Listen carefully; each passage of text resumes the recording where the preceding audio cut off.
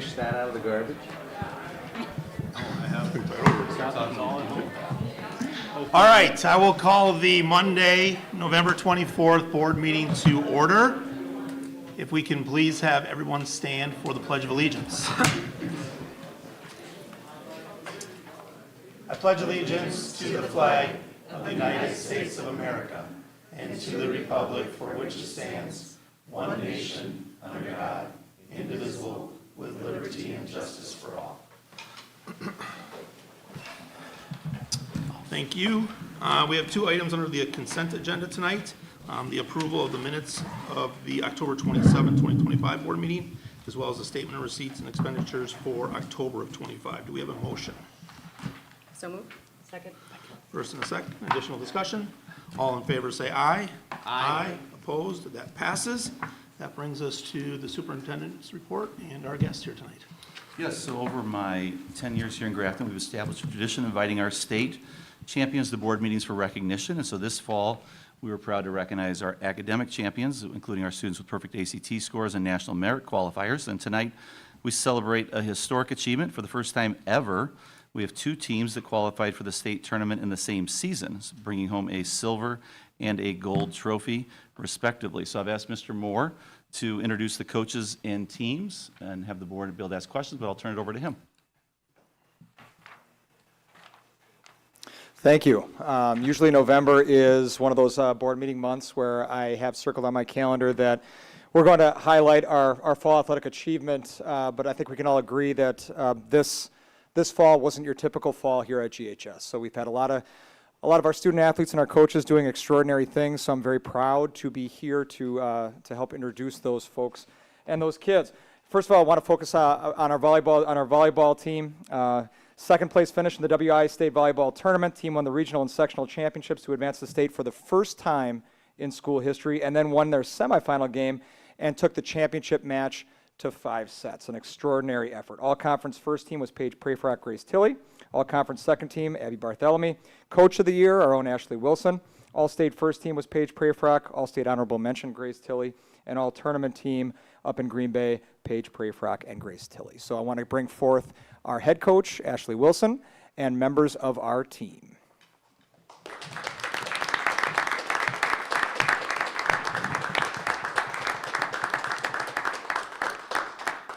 All right. Thank you for inviting us to come to this. We had a really awesome season this year, and we just felt so supported by the community and by the district and by all of our schools. We just had so many fun events planned and did so many things at all of our school. I'd just like to thank, Mr. Nelson and Mr. Moore, Ms. Schwenzen, who made Woodview super special for me since I teach first grade there. This year we started off, and at our very first team meeting, we said our goal is to make it to state, and they all thought that I was crazy, but then as we started rolling throughout the season, they realized that we could actually do it, and by the end of the season, we, believed in our team and knew that we could do that together, so we are really excited and proud of all the things that our team did this season and hope to bring home a gold ball next year, so.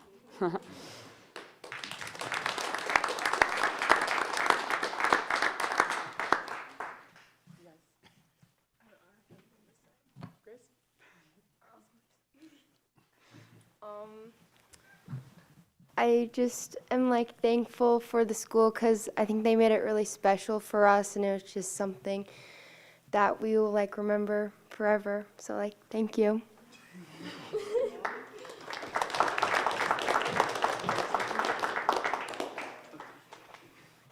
Board members, did you have any questions for the girls? Abby, I've never seen you be shy before.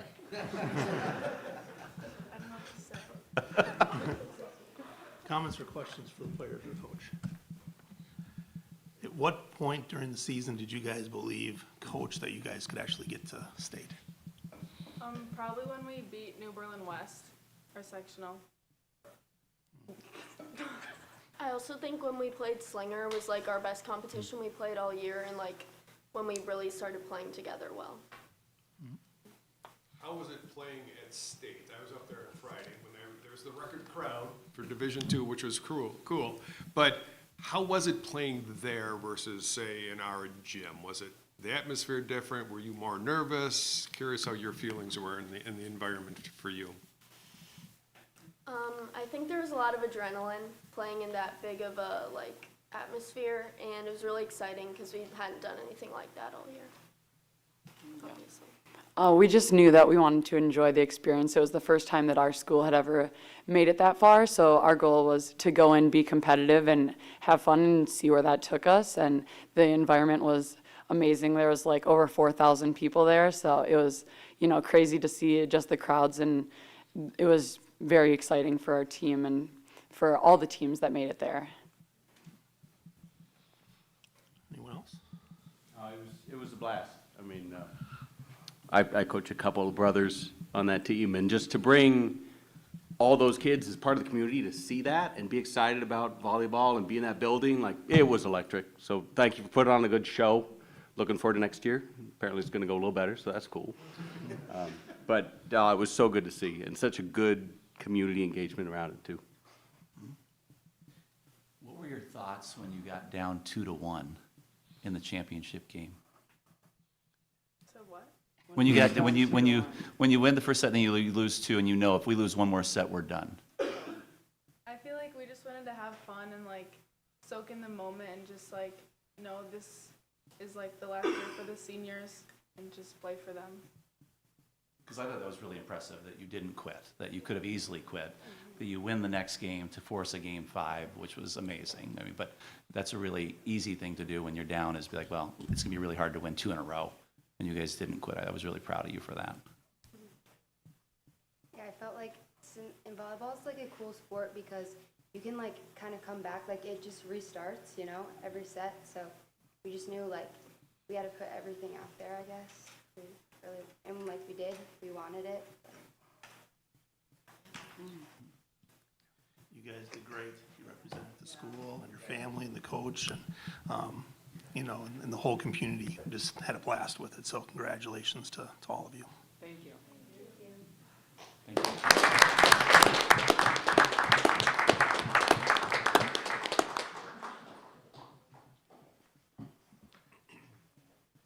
Thank you again to Coach Wilson and the girls.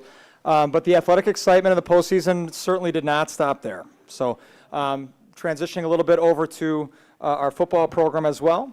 We know how Friday went. Okay, we know that the game went off at Camp Randall. It went well, to say the least.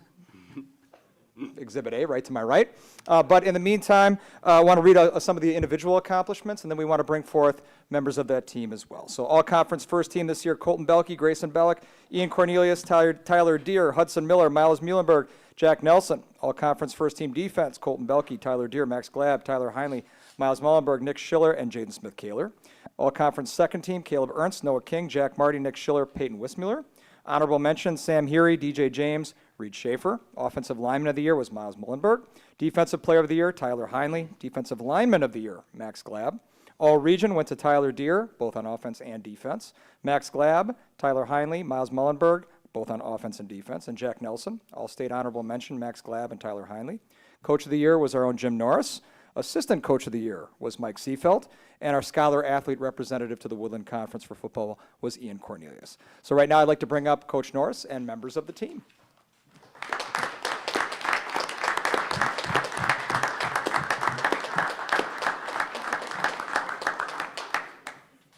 How are we doing tonight? Up here I have Tyler Deere, knocked out of the game, going into the fourth quarter, into the third. Grayson Bullock kicked the game-winning field goal. And then Nick Schiller, quarterback, and then Max Glob, one of our defensive players and captains. Obviously super exciting time, and, we appreciate all the support. I think one of the coolest things, being up at the high school now for 8 years is the last 3 weeks and, what Grafton means to the community and, more importantly, our kids and our staff at the high school. When I first got up here as a head coach 8 years ago, I walked through the hallways and I saw more Cedarburg stuff, Homestead stuff, Port Washington stuff, that I saw Grafton athletic stuff.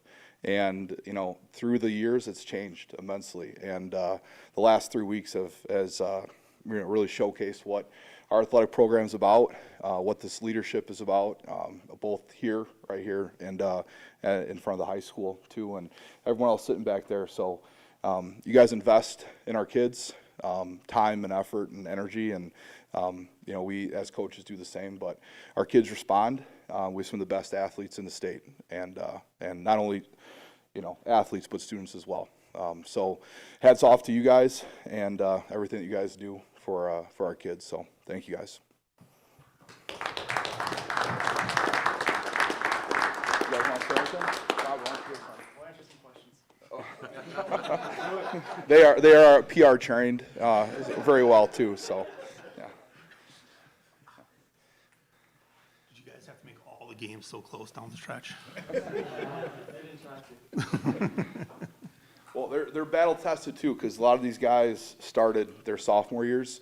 You know, when we played Port Washington and had that come from behind win, and then Menasha, same thing, and you know, the close game against Stoughton, and then Rice Lake in 23. So these guys are accustomed to making you guys sweat it out a little bit. So. Question for Max, that catch at Catholic Memorial. I mean, just curious what's going through your mind as you see that ball through the air. I really just had to do my job. I mean, it's really just the same play. I've done it a million times from the season, and I didn't. I mean, I did drop it once, but like, I was ready for it. Very cool. How much, I'm curious, with you guys a lot, I remember 2 years ago, a lot of you were on the field a lot for state. How much do you think it helped coming back? Like, was the awe factor a lot less and it was just easier to focus on the game versus 2 years ago? It definitely helped being there. We had some experience, which I think helped us more than Reedsburg, and it wasn't like as big of a deal. Like, it was still really cool, but we weren't as like shocked as we were the first time, and like we weren't taking everything in for the first time. Were you shocked when you couldn't catch number 2, Tyler? Because I feel like I have not seen you not be able to track someone down. Yeah, he was pretty fast. I was surprised by that. Okay. But we knew he was going to be really good. So. And the way the state does it is on odd years, the alphabetical team that is like the lowest is the home team. So 23 were home, 25 were home. So anywhere from bus drop off to the walk to the locker room itself, entrance and exit on the field was all the same. So we knew what to expect and changed some things in our planning from 23 and made some adjustments, and it worked well. So Grayson, what was going through your mind when you knew you had to make the kick? And kudos to Nick to getting the snap down. So big I hole. don't think words could really describe that feeling. You know, I just saw the ball go through the uprights, and just a wave of emotion hit, excitement. Looked at the fans; they were all jumping, you know, and I was just like, "Wow, that really just won us the game." It was impressive, and feeling like no other. Awesome. There's still 6 seconds on the clock.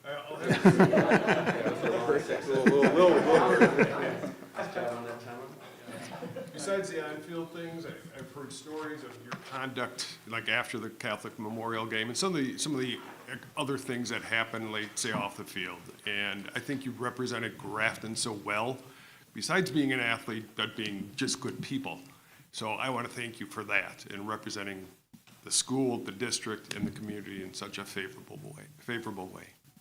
So I'll echo that and add real quick along the same lines. I felt the same way with the volleyball team at state, specifically Grace. I thought was like every time they got down in the semifinals, you were like super positive. And then obviously the last 5 quarters were a little much for my heart, but for football. But even some of the observers on the sideline, like the chain gang, I think it was like some of the other people on the sidelines at state. I heard them commenting, they're like, "This is the craziest sideline that we've seen at state," and it was just down or up. At Catholic Memorial game, this game, it was awesome to see. Belief, I guess.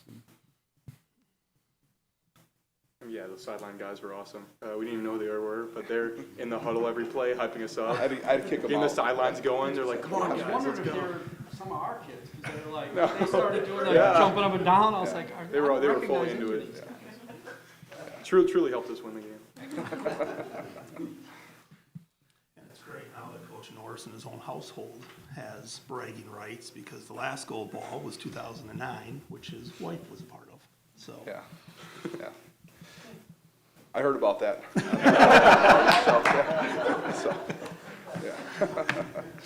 Yeah. Don't worry. Yeah, definitely heard about that for sure. So, yeah.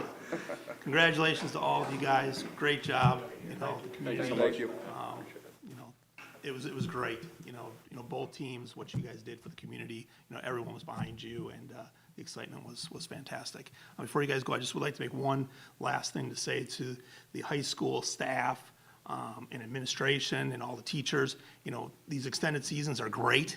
They come with a lot of extra fun work, but it's extra work. So thank you to all of them for, you know, making these memories for something that not only for the kids and everything to go smooth, and just take care of all those details so that we could have the success that we did. So thank you for that. Thank you. So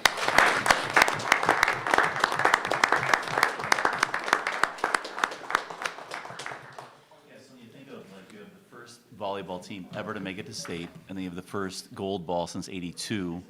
It's just some great lifetime memories for our kids, things that you'll be talking about for 20, 30, 40 years.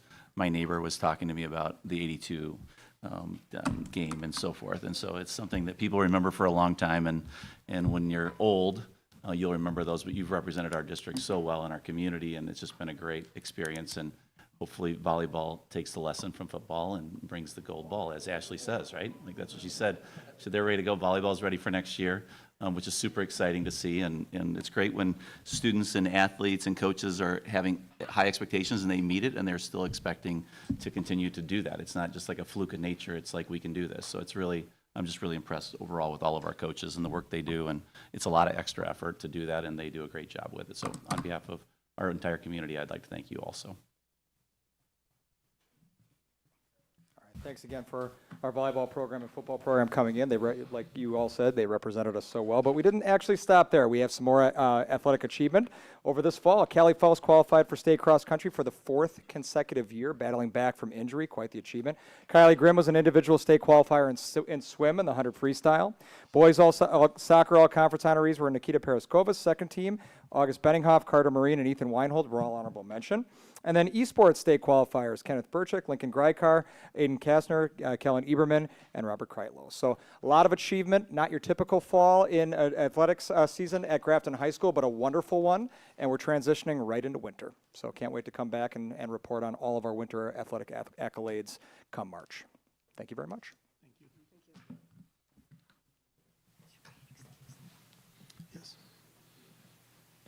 And if you'd like to leave, you're welcome to leave. If you'd like to stay and see Adam Dembiak and Jack Marty come up here and do their presentation on the deforestation project and then leave, you're also welcome to do that. So I'll invite 2 of our seniors up. We have some work that's being done, and then they're working on the northwest side of our property, and they've been working with Mr. Schofield on this. So we've asked them to come and do a presentation so the board and our community can see what's happening on our property. So I'll turn it over to Adam and Jack. All right, so our why behind the project is we spend a lot of time outdoors. We also believe deforestation contributes to climate change, degrades water quality, and destroys animal habitats. So we want to make a change on our school property. We started this project as a justice project our sophomore year. We're seniors now, and it took a lot of work. We worked with a lot of different people around the city, around the school district, to get approval on what to plant. Worked with a lot of faculty members like Ms. Banton, Mr. Schofield, Mr. Kalina, just to name a few, but they were all a ton of help, and they definitely made this project happen. Yeah, so a benefit for this project is for our school courses. So biology could use this area, AP Environmental Science. For a gym class, could be outdoor adventure. Also, the botany club could use this area as well. So, like I said, we started this project our sophomore year. We originally planned it out by like putting a tree 10 foot by 10 foot, like seen on that chart below. That's the space that we planted trees in. It's right in between the football field and the road. I don't know the road name, but yeah, it's that area around the pond. So that's how we started it. So in the summer, we mowed the grass twice to reset it so we could put these little mulch piles down. So in the fall, the ground wouldn't be as hard because we were going to plant them in the cold. So we spent most of the day transporting mulch from the city which Adam worked with the city to get the mulch from. So we put them in little areas, and we ended up planting, put down probably 170 little mulch piles. So in the early fall, we were in contact with a couple different companies trying to donate tree tubes to protect from wildlife like deer, rabbits to get into the trees over the winter and to act as a greenhouse. So got in contact with a couple different companies that donate wood stakes and tree tubes. They very generously donated 150 tree tubes and stakes to us, which we're very thankful for. And another thing we did in the early fall was pre-dig all the holes where the mulch was to get the ground all soft, ready for planting. So on this day in the fall, we had about 8 students come out, including me and Adam. We did a demonstration of basically how to plant a tree, how you should put the tree tube on, and how to pound the stake in and use the zip ties on the tree tubes that were donated. And we ended up planting about 150 trees in total. Next is just a couple pictures of what it looks like now, what the final product is. And in the future, so this next year, the trees probably won't reach the top of the tree tubes. It's just gonna take a little while, maybe 3 years for it to look like that picture on the right, then maybe 4 years for the middle picture. And then after that, after they outgrow the tree tubes, we plan to come back, cut them down, and pretty much let the space do what it does. And hopefully in the next 5 to 10 years, she'll look like that space to the right, and maybe in the next 20 years, could look like the current forest. So.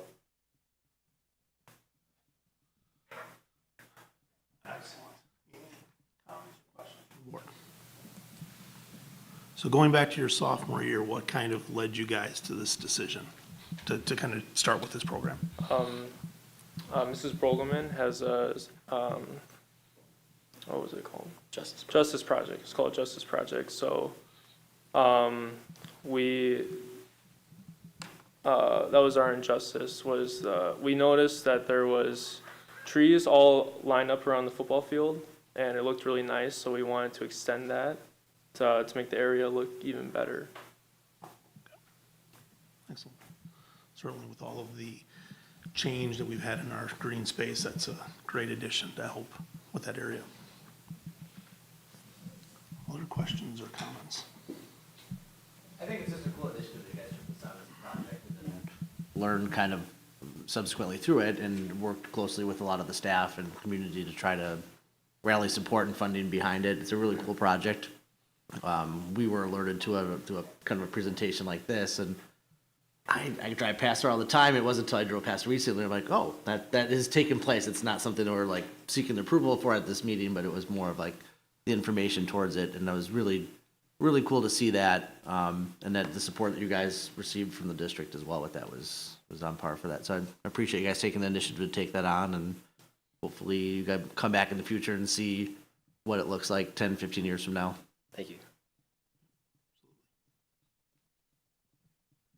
Thank you very much. We appreciate it. Like Bob said, you know, it is something that we're excited to see, and it's going to help the area for a long time. So thank you very much. Thank you for giving us the time. Thank you.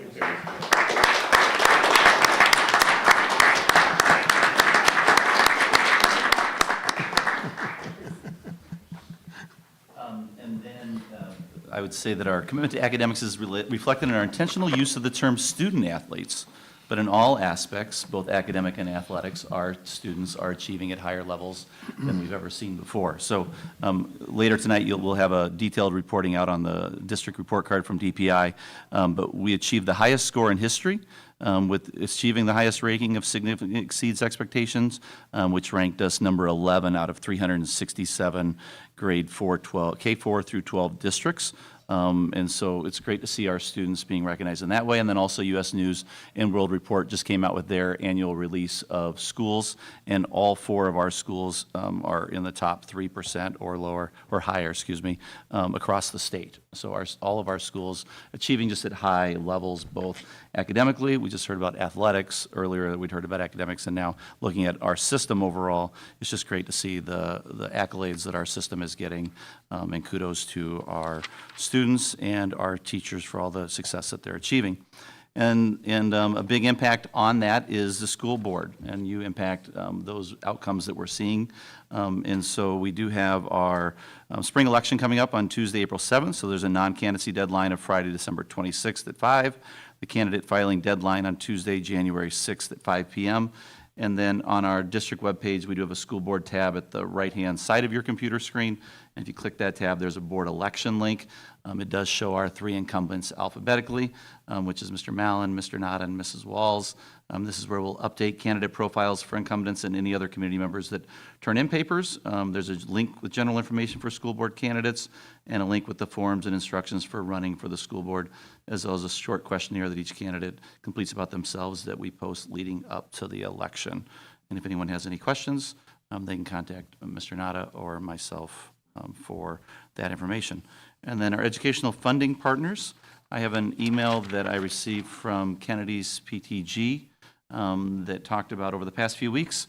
They had some fundraising opportunities with Donuts with Grown-Ups, which was a successful free family event where students had the opportunity to invite a grown-up or two to Kennedy for a special sweet treat to kick off the morning. 50 dozen donuts donated by Olson's Piggly Wiggly, and coffee was donated again this year by BSG, so a huge thank you to them both. October 14th, they had McTeacher Night, another successful fundraiser for them. They had the KES teachers and families show up and almost beat last year's record high donation of $1,031. They had raised $965 in total donations.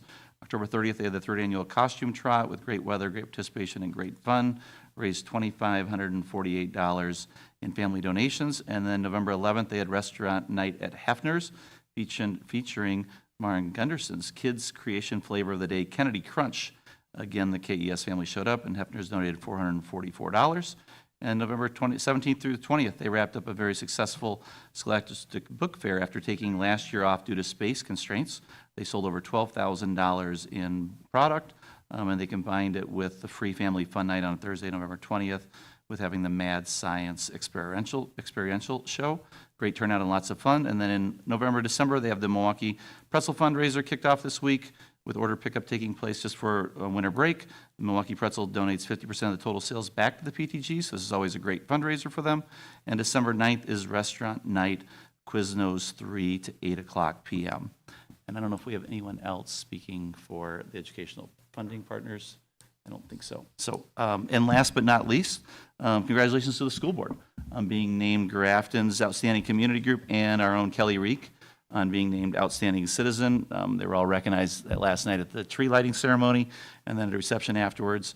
Lester Bartell had nominated the school board and did a nice job of thanking the board for being a great representatives to our community on how to work together and focus on the needs of our students, staff, and community. So congratulations to the board on being recognized in such a positive way, and also to Kelly Reek, both very deserving recipients. And that concludes the superintendent's report. Thank you. Any questions or comments for Jeff? Okay, thank you very much. Next, public comment. I did receive 3 emails. I had 4 of those on the board, so you guys did receive that. Is there anyone else that would like to address the board? Okay, seeing none, we will go to item C, recommendations for board action from the November 10th Curriculum Committee meeting. Yeah. The curriculum committee met last Monday, 2 Mondays ago, and teachers came forward to present new coursework proposals, including multicultural cuisine, a new course added to the culinary sequence that will have students prepare international dishes, a much needed one. Right now we have a ton of sections of baking, and the kids are always interested in trying new cuisine. We have an Education 235 Child and Adolescent Development, a second education course available for our students and will be offered in partnership with UW Oshkosh as a CAP course. And this will go after the Intro to Education for Teachers, so it'll give our students an even better idea if education is a career they would like to pursue. We have Emerging Technologies, a new course offered for information technology sequence that will focus on learning about new technologies and how to use them in responsible ways. Literature and Composition 12, a new year-long course option for seniors to fulfill the English credit requirement. This course will be following the similar format to previous on-level course offered in grades 9 through 11, offered in the Com Arts department. So I am looking tonight, it was recommended by the committee to go ahead and approve all these. The teachers had really good explanations, and I think it'll add a great variety to our high school. So I'm looking tonight for a motion to approve the addition of the following courses: the multicultural cuisine, education, AP finance, emerging technologies, and literature and comp. So moved. Any comments or discussion regarding the presentation? We're good. And we can do them all in one. Okay. All right, we got a first and a second. Any additional discussion? Yep. First. All in favor, say aye. Aye. Opposed, and that passes. Okay, and then we go to the restructuring. Yes. Perfect. We also then just need to restructure with the addition of the new courses. So with the addition of Literature and Composition 12, we're going to remove, it was recommended that we remove the technical writing course and communication course. Since now we have a year-long senior course, it'll replace these options for students instead of 2 semester-long ones. A name change for American Literature and Composition 10 to Literature and Composition 10 and World Literature, and Composition 11 to Literature and Composition 11. Students study both American authors and international authors in both courses. For Business Information and Technology Department changes, name change for Career Internship Business Co-op to Career Internship. Co-op programming will no longer be offered by the state of Wisconsin starting next year. A name change for the computer applications to CCR to Business Software Microsoft Office. It just is a clearer title of the concepts and skills being covered in that class. A split of Business and Merchandising class, a year-long class, to 2 semester-long classes titled Introduction to Business and a marketing class. It allows a little more flexibility in student schedules since you're not locked into a year-long class. You can just take a semester or not. And I will be looking for a motion tonight, as it was recommended by the committee that we approve these changes. Is there any questions?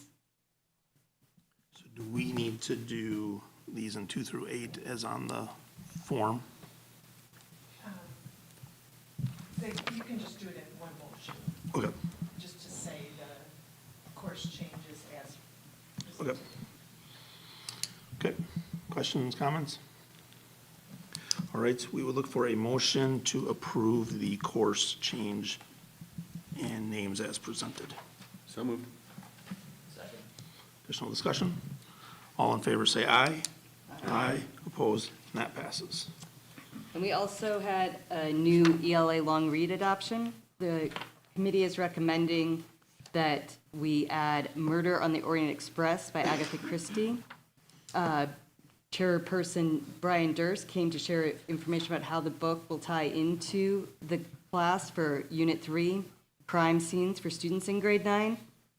The essential question for the unit is who suffers when a crime is committed, and the goals of the unit include analyzing themes, main ideas, details, making inference about characters and themes, and analyzing literary techniques. So we are looking for a motion to approve that adoption. It was recommended by the committee. Any comments or questions on the recommendation? This was the 9th grade read, is that correct? Yes. Okay. And then no other changes to any of the reads, just this No, one addition? just this one. Yep. Okay. Seeing none, we look for a motion to approve the implementation of Murder on the Orient Express as a long read for 9th grade students. So moved. Second. Additional discussion? All in favor, say aye. Aye. Opposed, and that passes. And we have some informational items from the same meeting on the 10th. Yes, and Julia is going to come present on this district school report card.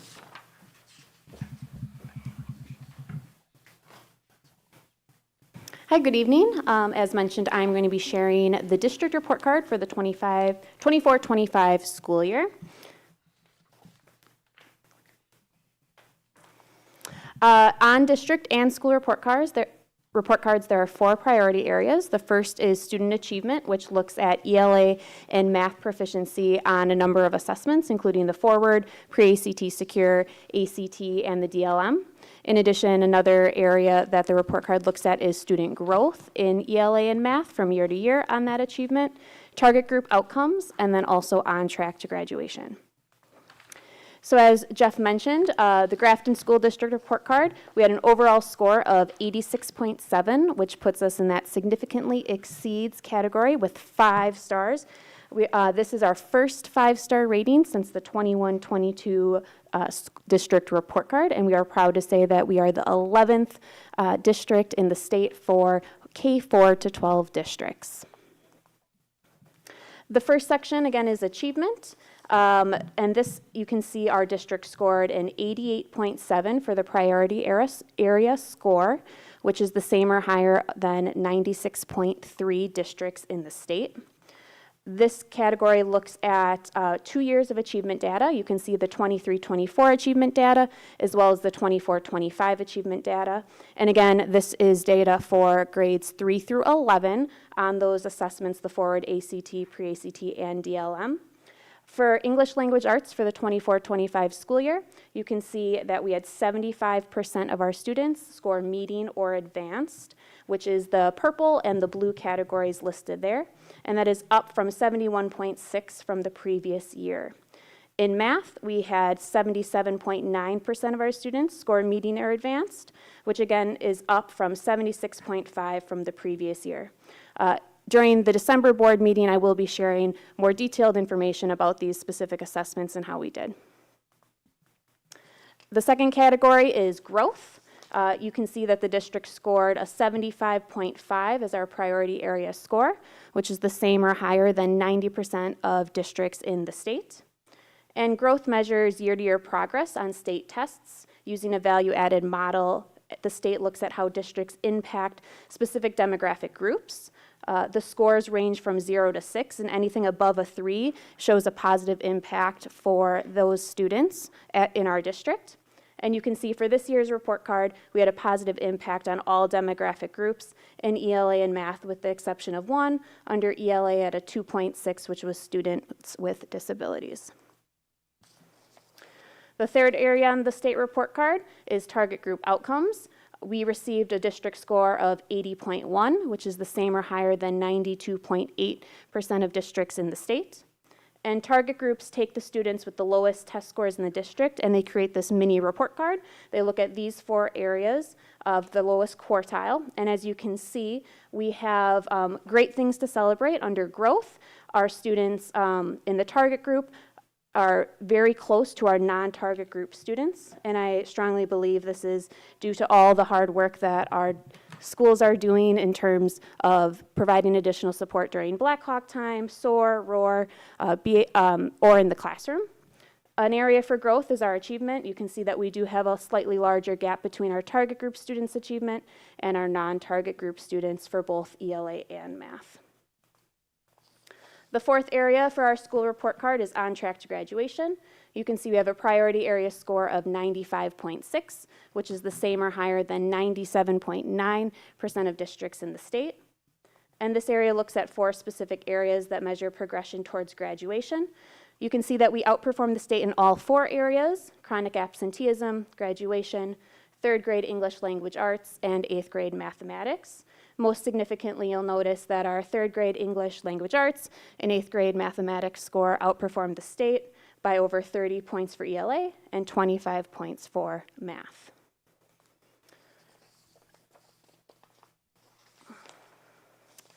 New this year, the state report card is sharing specifically how 3rd grade students performed on the reading portion of the ELA assessment, and this is a requirement for Act 20. It does not go into our overall score, but it is being shared for the first time. And you can see our district had 79.9% of our students score meeting or advanced in 3rd grade on the reading portion of the forward exam, which is almost 30% higher than the state average. Another portion of the report card that is a highlight for us is the number of participants of students who have completed a post-secondary option. Again, this is not included in the overall score of the report card, but it's a point of pride, as you can see that we have outperformed the state average in all areas, including advanced course offerings, dual enrollment, industry-recognized credentials, and work-based learning.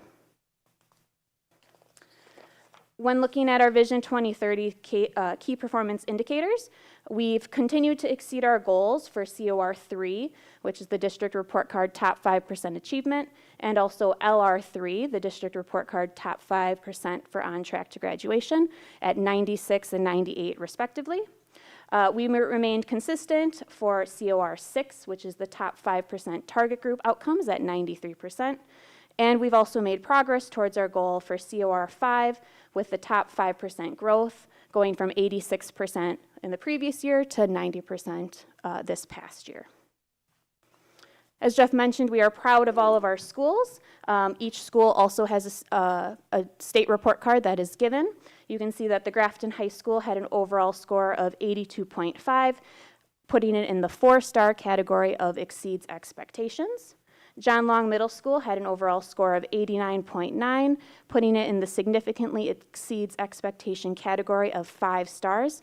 This is the first time in school history that John Long has received a 5-star rating, so we want to celebrate that. Kennedy Elementary School, an overall score of 79.2, putting it in the exceeds expectations category with 4 stars.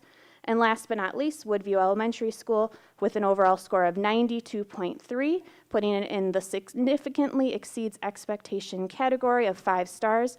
And this is the 5th consecutive year that Woodview has received 5-star rating.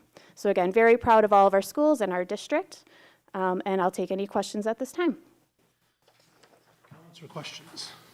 I had a question about the post-secondary opportunities slide. Yeah, that one. This, Scott always talks about this for the high school. I assume this is not measured the same way. Because we measuring, I assume, as a percentage of the high school. Is this measured as percentage of district kids? This just looks at our high school students. Yes. But this is different than the one that Scott talks about. Scott talks about the one that is wanting to have students take an advanced coursework before they leave the high school. So it could be AP, it could be Project Lead the Way, things that aren't measured here. Pardon me? Yep, advanced autos would, something that leads to a certification kids do. So they take some kind of college level coursework before they leave here and then go on to whether it's 4-year college, 2-year college, trade school, workforce, military, whatever it may be. But that's more that's the CR. I can't remember which one that is, but it's a KPI that we have. And we just measure the senior class. Yeah. So that's the other part of it. So that's the senior class measure versus all of our students, freshmen, sophomores, juniors. And remember this summer we started breaking that out by seniors versus, or we're going to be breaking it out by seniors by like the other grade levels that sort of combine together, because that's where it comes into play of everyone with this that goes with it. But, it seemed off, and Yep. I was curious how different the measure was. Any other comments or questions? Certainly great news, lots of celebrations. Each of the schools then will also be presenting as we go on our tour starting next month. Okay. Thank you. We had a couple other just informational items at the curriculum meeting. We had the curriculum review updates, updating shared about current departments going through review, which was K-8 Science, K-12 PE and Health, 5 through 12 Business and Information Technology, Human Growth and Development. We also did district comparables. We looked at state testing data and compared how Grafton did to other districts in our area, identifying based on size, proximity, and demographics. Examples of the data that we shared with the staff were shared at the committee meeting. The goal is to continue to build on our strengths and collaborate with others whose strengths are opportunities for our growth. We also had an Act 20 update, which we shared. The committee learned about the Family History Reading Survey, which was added to registration for the first time for families with children in 4K through 3rd, renorming of Ames Web cut scores, and additional assessments required for students in grades K through N1. The number of students on reading plans for the fall testing window was also reviewed. We did a human growth and development review. Just for information, we'll be starting the review this January, what the state requirements are for the formation of the advisory committee, and how the committee is going to be selected, and a tentative timeline, which hopefully will start this January. And then we learned about Securely Home, which hopefully all board members who have kids in the district have heard about and have sent home. I know on November 12th, an email was sent to parents about it. It is an update that allows filter options for parents to monitor and manage the child's online activity at home on a school-issued device. And outside of school hours, parents can customize filtering rules and monitor activity, as well as pause the internet and create online schedules. So, that was just for information. Yes, it was a lot of information to add to the curriculum meeting. So any other, I know majority of us were there, any other comments or questions? Certainly thank all the staff that came and presented the new curriculum and all the work that went into that. So thank you very much. All right, that brings us now to E, recommendations from the earlier policy committee meeting. Yes, the policy committee met just prior to our full board meeting. We went through a number of policies. The committee is recommending a first reading approval of the updates from Neola, update 34.2. I think there were 26 policies we reviewed earlier tonight. So the committee recommends adoption of those, approval of those 26 policies under update 34.2. Any comments or questions on those first read? We will approve this in December. No, we are approving tonight. These are Oh. just revisions. Gotcha, sorry. I got me with the first read. All right, so we look for a motion to approve the 34.2 Neola updates as presented. So moved. Second. Any additional discussion? All in favor say aye. Aye. Opposed, and that passes. Thank you. So the second group of policies we reviewed were related to the self-funding of our health plans. Given that we are already practicing this, we recommend a first read and approval of two policies, 3419 and 4419. Okay. Oh. 3419.01. Oh, one, yep, I'm sorry, and 441901. Any comments, questions? Okay, seeing none, I would look for a motion to approve new policies 3419.01 and 441901 as presented. So moved. Additional discussion? All in favor say aye. Aye. Opposed, and that passes. We are also recommending the first read and approval of revised policy 9270, home-based private and tribal schooling. Just given that we're already into the school year, we'd like to get this approved formally so it's effective immediately. Okay. Any questions? Good. All right, we would look for a motion to approve the revised policy 9270, home-based private and tribal schooling policy. Second. First and a second, additional discussion. All in favor say aye. Aye. Opposed, and that passes. And lastly, we would recommend the removal or deletion of policy 4432, employee sick leave. Okay. Is that being replaced with anything or just a? It's in part of the handbook. handbook. Okay. All right, I will look for a motion to approve the deletion of policy 4432, employee sick leave. So moved. Second. First, second, additional discussion, all in favor? Say Aye. Aye. Opposed, and that passes. All right, one less policy. All right, that brings us to personnel report. So we have three informational only items for the board. We have Wayne Gunther, Special Education Aide at John Long Middle School, Lisa McCarville, Special Education Aide at Woodview Elementary School, and Leah Smith, Accounts Payable and Facilities Coordinator, District Office, are our new hires for this month, and so informational only for the board. Any comments, questions? Do we have any open positions currently? An EL aide at the middle school. We are not, maybe we don't have an EL aide. We're good. That's good news. We are still posted for the special education ad that we have at Woodview that was based on enrollment. We had to add another one, so we still have that open, and that's it. I just had those two in my mind, so I only that one. Thank you, and we welcome our new hires to the district. G, teacher compensation and retirement benefits. Yes, so last school year, during conversations around attracting and retaining teachers, it was noted that teachers were seeking salary increases rather than increased retirement benefits, and that other districts could offer their new hires larger salaries due to not having to budget for retirement benefits. And so last spring, Foster & Foster, our actuarial firm, was contracted to determine the salary equivalent of the existing OPEB for teachers, which are outlined on this slide, with the goal of replacing the retirement benefit with an equivalent salary increase in order to align our resources to attract and retain high-quality staff. Foster & Foster determined these to be the salary equivalencies of the retirement benefit based on how many years the teacher was from retirement eligibility using 3-year bands.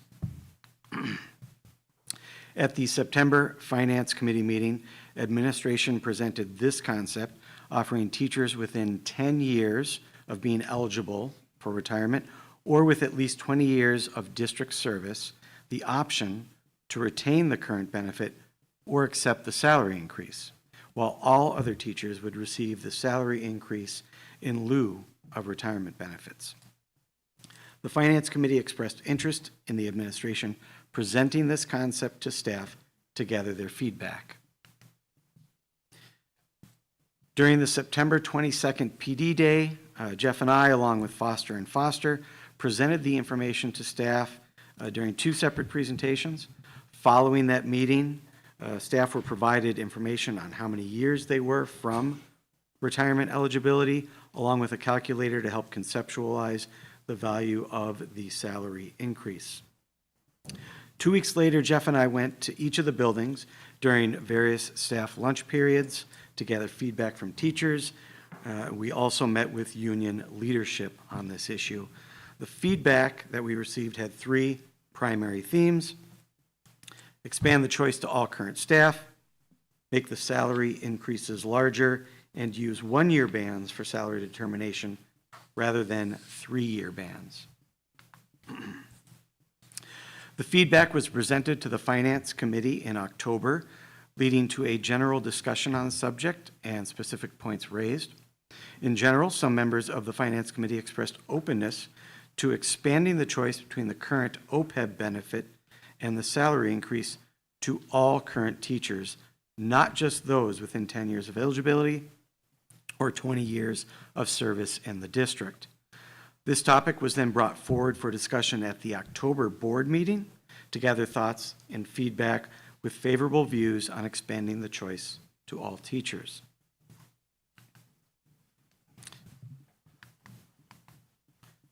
Following the October board meeting, teachers were sent a summary of the board discussion and informed that at the November board meeting, a recommendation would be made for board approval, one that would give every current teacher, regardless of years of service or retirement eligibility, a one-time irrevocable choice between either retaining their existing OPEB retirement structure or accepting a corresponding salary increase in lieu of retirement benefits.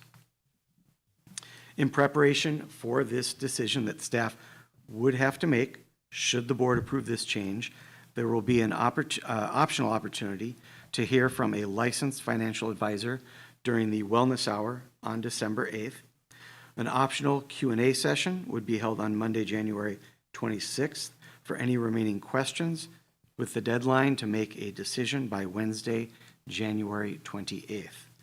Moving forward, new teacher hires would not be eligible for this retirement benefit and would be offered a salary using the salary comparables of teachers that selected the salary increase.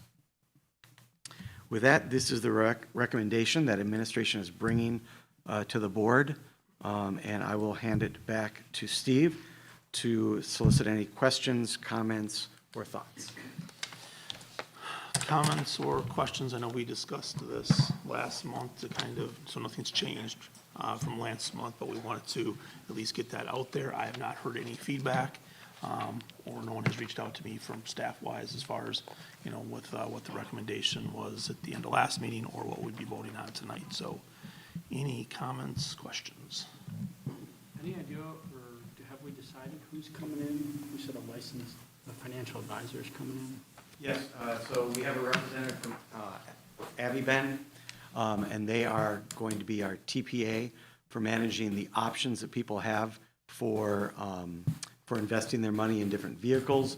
That allows us to provide additional options for staff to choose from beyond what we have without adding a lot of administrative oversight. And they do they're able to provide someone to come in who's basically a financial advisor, but isn't selling a particular product, versus having one of the particular vendors come in who could also provide that, but is also going to be coming in as wanting people to purchase their product.